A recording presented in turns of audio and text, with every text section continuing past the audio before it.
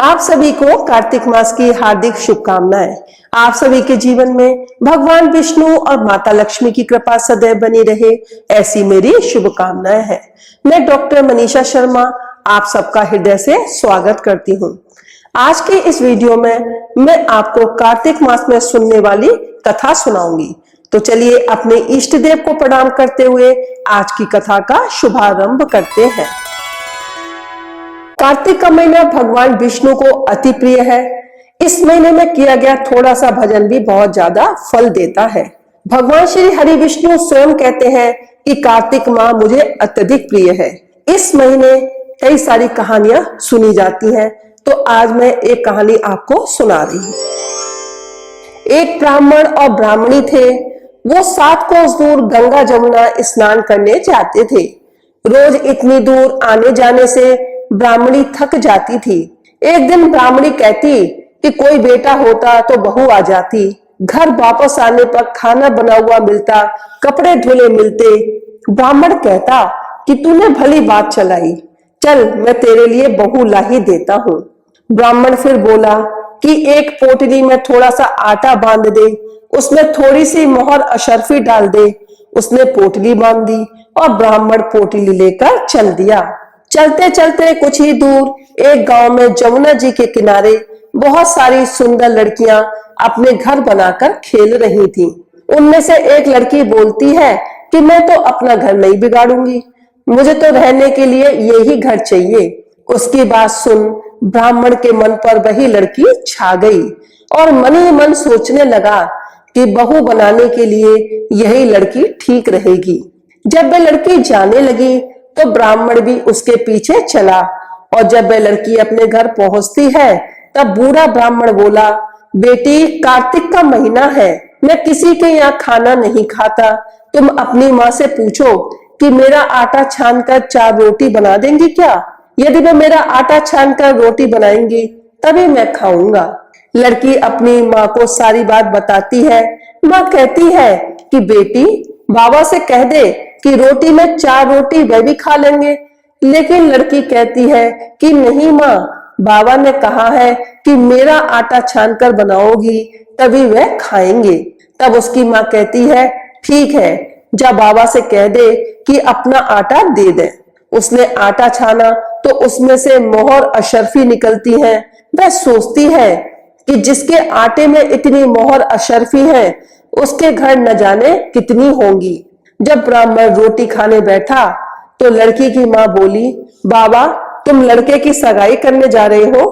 बाबा बोला कि मेरा लड़का तो काशी बनारस पढ़ने गया हुआ है, लेकिन अगर तुम कहो तो मैं खांड कटोरे से तेरी लड़की को ब्याह कर साथ ले जाऊं। लड़की की माँ बोली ठीक है बाबा, और वह ब्याह कर लाया। घर आकर बोला, रामू की माँ दरवाजा खोल कर देख, मैं तेरे लिए बहू लेकर आया हूँ, आकर बहू का स्वागत सत्कार कर। ब्राह्मणी बोली, दुनिया ताने मारती थी, अब तू भी मान ले, हमारे तो 7 जन्म तक कोई बेटा बेटी नहीं है, तो बहू कहाँ से आएगी? ब्राह्मण बोला, ना तू दरवाजा तो खोल। ब्राह्मणी ने दरवाजा खोला तो सामने बहू खड़ी दिखी। तब वह आदर सत्कार से बहू को अंदर ले गई। अब जब ब्राह्मण ब्राह्मणी नहाने जाते तो बहू घर का सारा काम करके रखती, खाना बनाती, सास ससुर के कपड़े धोती, रात में उनके पैर दबाती। इस तरह से काफी समय बीत जाता है। सास बहू को सीख देती है कि बहू चूल्हे की आग न बुझने देना और मटके का पानी खत्म न होने देना। एक दिन चूल्हे की आग बुझ गई। बहू भागी भागी पड़ोसन के घर गई और बोली, मुझे थोड़ी सी आग दे दो, मेरे चूल्हे की आग बुझ गई है। मेरे सास ससुर सुबह 4 बजे से बाहर गए हुए हैं और वे थके हारे वापस आएंगे, मुझे उनके लिए खाना बनाना है।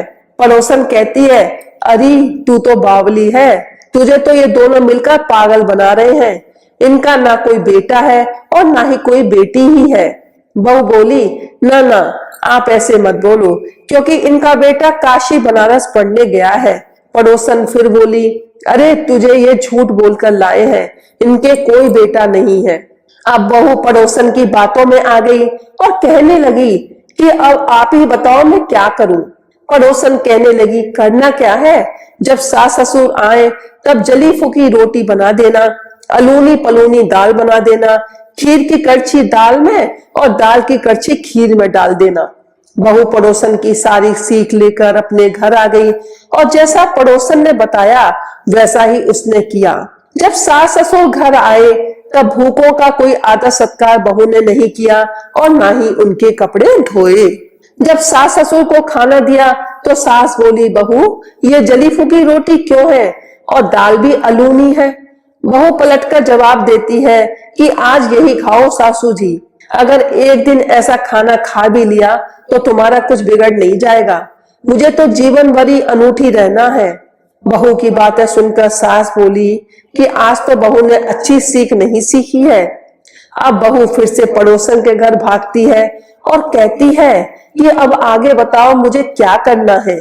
पड़ोसन बोली कि अब तुम सातों कोठों की चाबी मांग लेना। अगले दिन जब सास जाने लगी तो बहू अड़ गई कि मुझे तो सातों कोठों की चाबी चाहिए। तो ससुर कहने लगा कि दे दो इसे चाबी, आज नहीं तो कल चाबी इसे ही देनी है, हम आज है कल नहीं, इसलिए चाबी दे दो।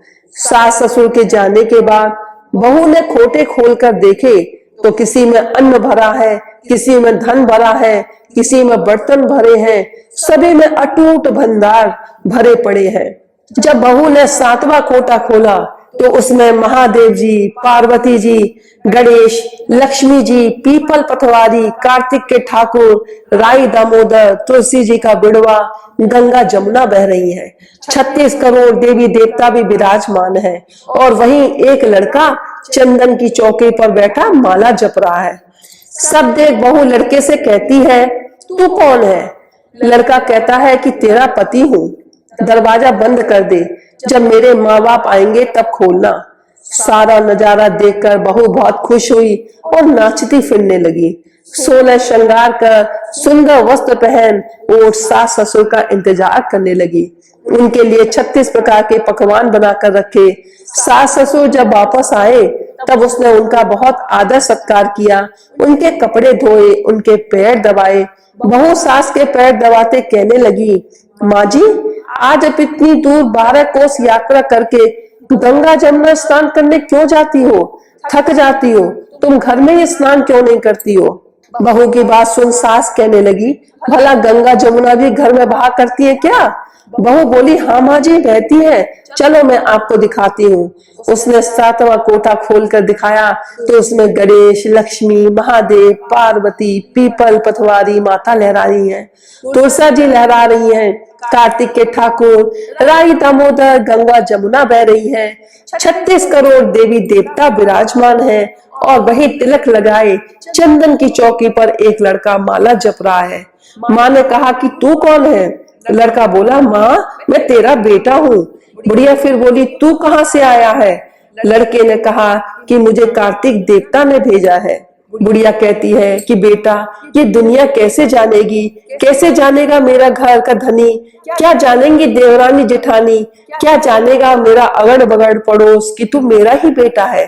बुढ़िया ने विद्वान पंडितों से सलाह ली तो वह बोले, इस पार बहू बेटा साथ खड़े हो जाए और उस पार बुढ़िया खड़ी हो जाए। बुढ़िया ने चाम की अंगिया पहनी और छाती में से दूध की धार निकले, बेटे की दाढ़ी मूछ भीगे, पवन पानी से गठजोड़ा बंधे, तब जाने कि यह बुढ़िया का ही बेटा है। उसने ऐसा ही किया। चाम की अंगिया फट गई, छाती में से दूध की धार निकली, बेटे की दाढ़ी मूछ भीग गई, पवन पानी से बहू बेटे का गठजोड़ बंध गया। ब्राह्मण ब्राह्मणी की खुशी का पार न रहा, वे बहुत खुश हुए। कार्तिक के ठाकुर राई दामोदर भगवान ने जैसे बहू बेटा उसको दिए वैसे सभी को देना। बोलो कार्तिक के ठाकुर जी की जय हो। इस कथा को सुनने के लिए धन्यवाद। यदि आपको ये वीडियो पसंद आई हो तो इसे लाइक करें, शेयर करें, हमारे चैनल को सब्सक्राइब करें तथा बेल आइकन को प्रेस करें ताकि आप हमारे आने वाले वीडियोस को भी देख सकें। हर हर महादेव, जय भोलेनाथ।